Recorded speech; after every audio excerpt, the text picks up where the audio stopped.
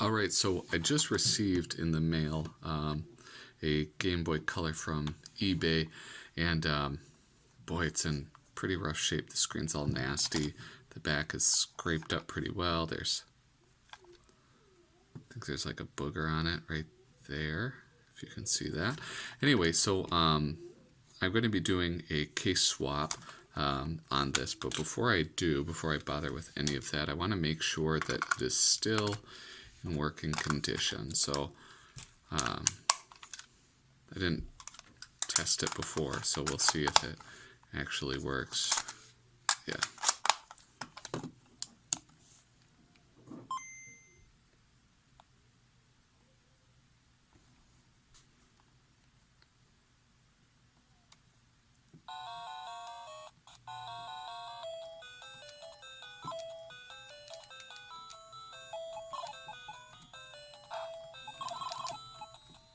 Alright, so yeah, everything seems to be working just...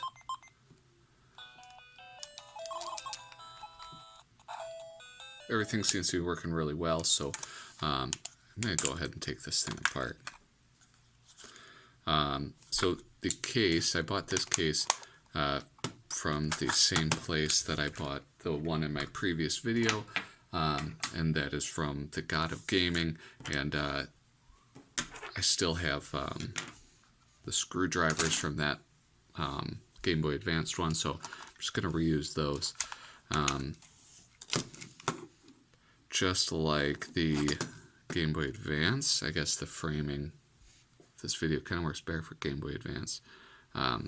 They have the security screws, the tri-wing ones, and there's 1, 2, 3, 4, and then 2 in the battery compartment for a total of 6, just like the Game Boy Advance.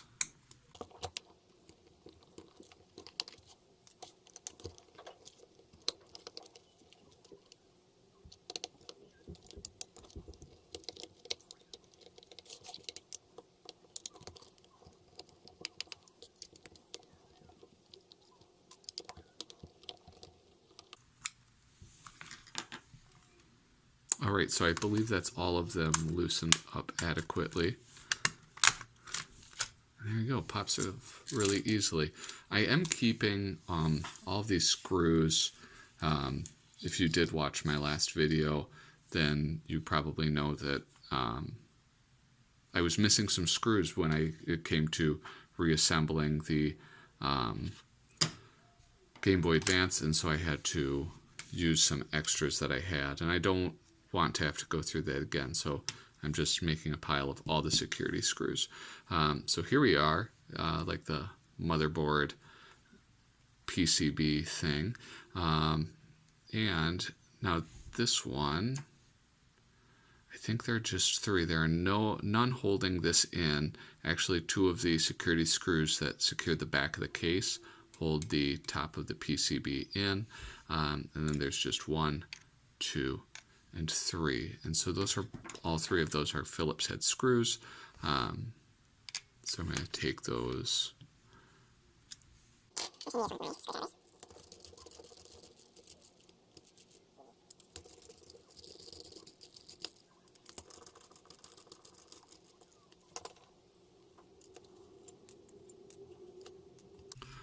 All right, so now we can. I mean, much like the Game Boy Advance, I've never actually taken one of these apart, so this is, I'm going to be making any mistakes that I make live on camera. You know, one thing that I want to do that I didn't do for the Game Boy Advance is I want to disconnect the screen from the board, and so I am going to do that. There are 2 tabs. This ribbon cable is what attaches the screen to the board, and there are these 2. I'm going to see if I can get in closer so you can see them. If you've never done this, there's a tab there and one right there, and by lifting them up, you can do that with a fingernail. Basically, it will release the cable.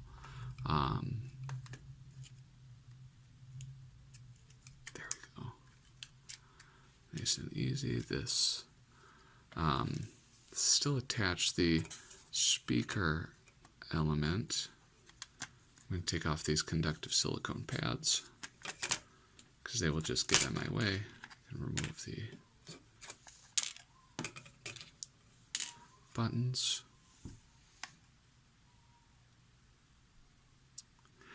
I believe that the speaker is just force fit in there. I don't think it's glued or anything. Yeah, there we go. It just kind of pops out. All right, so here we go.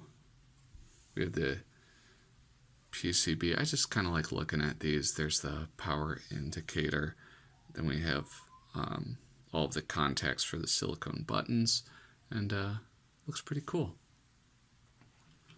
Set that there, and now it comes time to remove the screen. And like before, I want to keep, like my previous video, I want to keep this foam intact. So I'm going to try to get underneath there with a screwdriver and hopefully pry up the screen. There's going to be a foam sticker which keeps that stuck in place, and just like before, I'm going to try to reuse that because I definitely do not have anything to replace that. Alright, so I'm going to use a slightly larger screwdriver to pry this up. The larger surface area is less likely to damage it.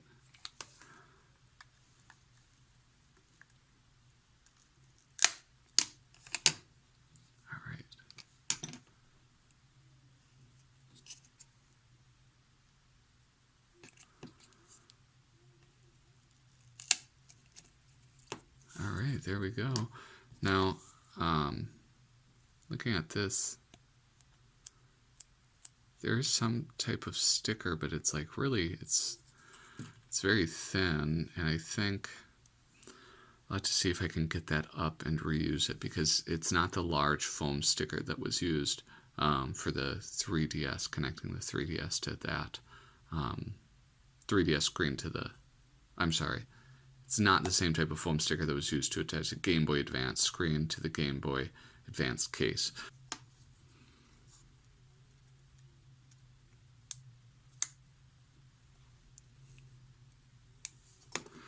Alright, so this is like sort of like some double stick tape, except it's like kind of like plastic. It's much more plasticky. It's just a thicker plastic, as most tape is plastic. Ooh. Alright, so step one, putting this into the new case. You can kind of see it is like a little nasty, but I mean, if it holds the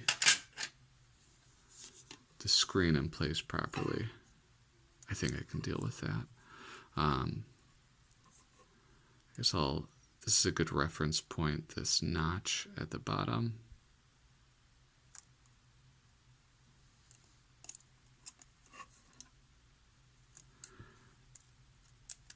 I had an issue with the previous case mod that I did, the foam tape hanging over the edge, and I had to go back in and correct that. So sort of taking my time to be a little bit more deliberate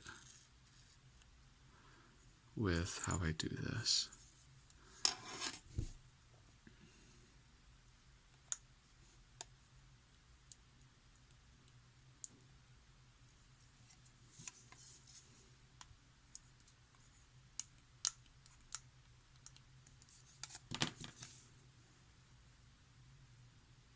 There we go, that seems pretty good. There's a little piece of plastic hanging off here. Alright, so look at that, the screen's ready to go in already.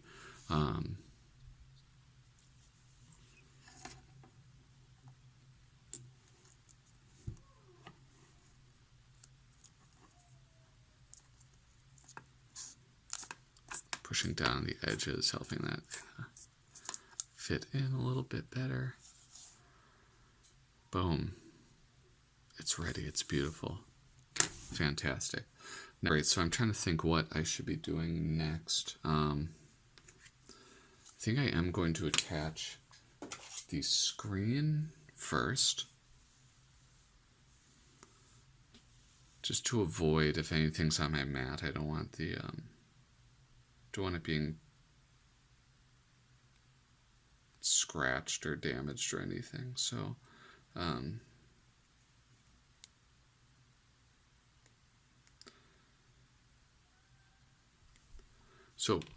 this is the screen for it. I have like a Togepi, Clefairy, and Pikachu. And one little detail I like is that the power indicator shines through a Pokeball. I think that's pretty cute, if I do say so myself. So it's the same kind of sticker that was holding the screen in place. And this, I mean, it's pretty foolproof, thankfully. It just drops right in.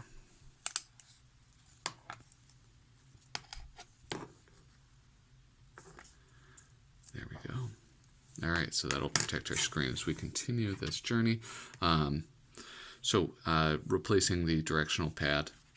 The old one is, as you can see, it has to be oriented a specific way. There's a little notch in it. Both the A and the B buttons, you can't mess this up. They have these prongs to make sure that you orient them the right way. You don't put them in upside down or anything. But the prongs are in different locations. So even if you wanted to switch them around, you wouldn't be able to. With the directional pad, the silicone pad, which I have replacement for, this attaches with 2 pegs, which is good. It'll kind of like hold it in place as we get the motherboard in. And then also with this, there are the pegs that make you put it just in the right spot. And these ones, it does matter, I guess, how you put it in, because the pegs are different sizes. So it'll force you to put it in the correct way. And then finally, these start and select buttons. These aren't labeled at all, so these can just be dropped right in wherever you want them. And then, I mean, we are ready now to put in the PCB. Now, to remember, there's just the 3 screws that are going to be holding this in place. You know what? Here, I want to clean this off, because if you look at the speaker, the speaker grill on this it's just a bunch of holes. And, these consoles lived rough lives. They were put in pockets, run around, kids are playing with them.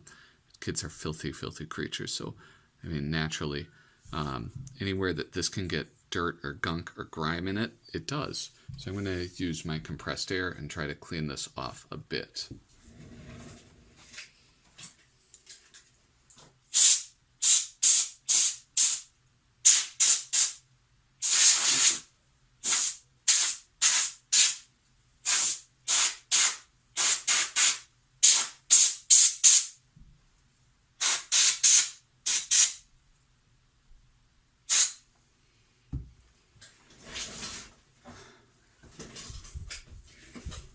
Alright, so it's all cleaned off now, and I'm not so worried about the speaker. I'll be able to get that in a moment.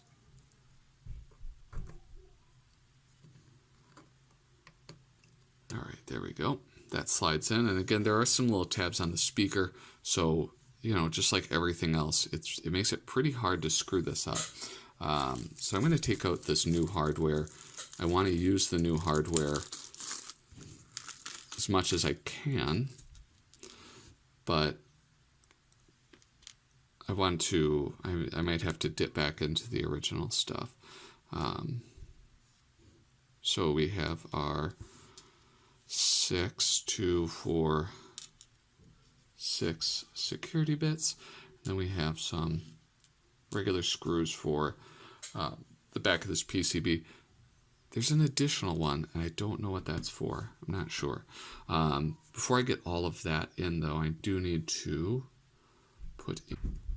Alright, so I have to put in the infrared shield or sensor. Now, this one I could actually mess this up. We'll see how I could do it. I mean, I believe that I've put that in the right way. We will find out. And then the other thing is the on-off switch. And of course this is in the off position. So that sits right there. I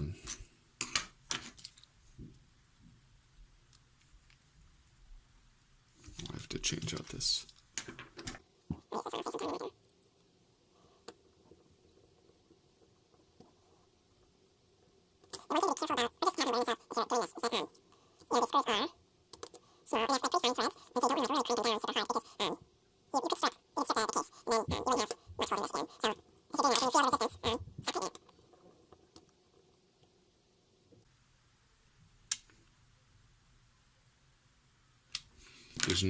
There's no reason to crank down on it. Great, I forgot to pull this ribbon out when I put the... Alright, so the ribbon, it can slide right in fairly easily. We do want to make sure that these tabs are out. Push it in.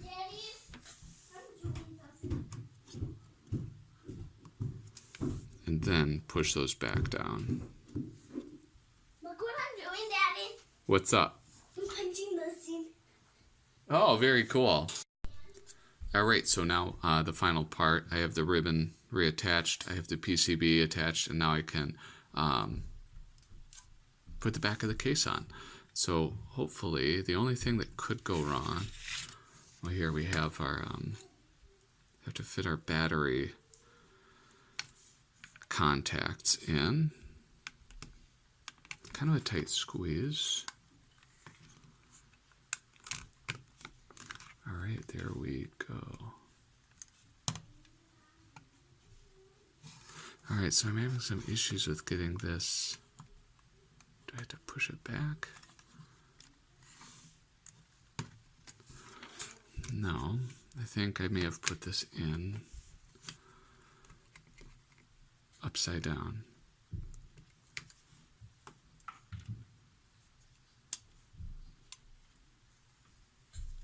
Let's see. My goodness, this does not want to fit.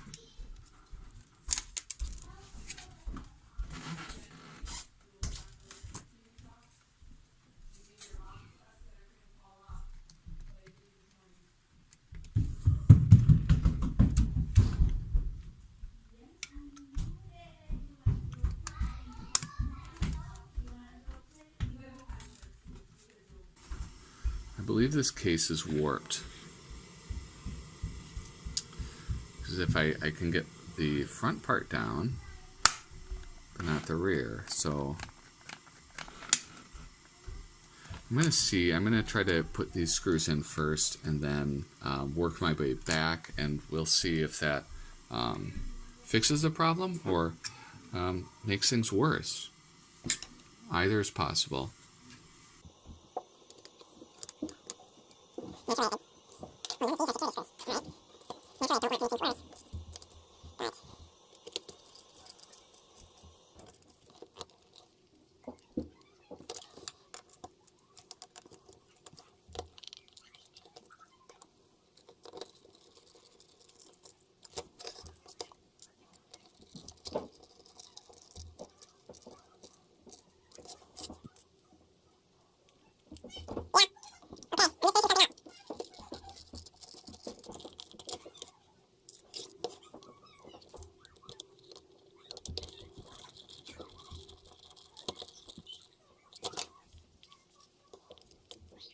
Alright, there we go. It's the build is complete. I think it looks real nice with my Pokeball themed Game Boy Advance, and I'm pretty pleased with all the results. If you like the video or not, I don't know, just do whatever you want. Thanks for watching.